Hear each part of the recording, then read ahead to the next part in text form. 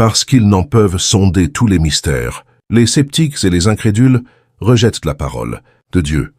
Ceux qui professent croire à la Bible ne sont même pas à l'abri de tout danger à cet égard.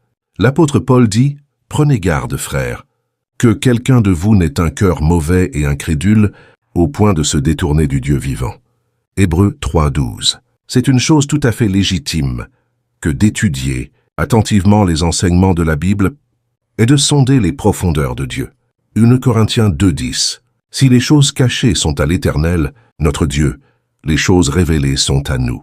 Deutéronome 29:29. Mais l'effort de Satan vise à pervertir les facultés d'investigation dont nous sommes doués. À l'étude des vérités de la Bible se mêle un certain orgueil qui pousse à l'impatience ou au dépit quand on ne peut pas en expliquer tous les passages d'une manière satisfaisante. Il est trop humiliant de reconnaître qu'on ne comprend pas les paroles inspirées. On ne consent pas à attendre que Dieu juge à propos de nous révéler sa vérité.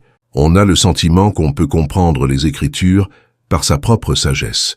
Et n'y arrivant pas, on est amené à nier virtuellement leur autorité. Il est vrai que bon nombre de théories et de doctrines qui sont généralement considérées comme étant tirées de la Bible n'y trouvent aucun fondement et sont en réalité en opposition avec la teneur générale de ces pages inspirées.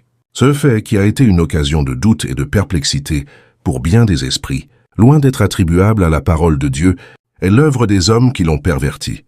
S'il était possible à des créatures humaines de parvenir à une parfaite intelligence de Dieu et de ses œuvres, qu'arrivées à ce point, elles n'auraient plus de vérités à découvrir, plus rien à apprendre, plus de progrès à réaliser dans le développement de l'esprit et du cœur.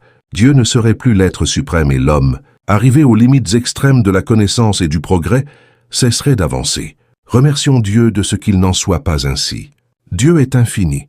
En lui sont cachés tous les trésors de la sagesse et de la science. Colossiens 2:3. Et pendant toute l'éternité, les hommes ne cesseront de chercher et d'apprendre, sans jamais épuiser les trésors de sa sagesse, de sa bonté et de sa puissance.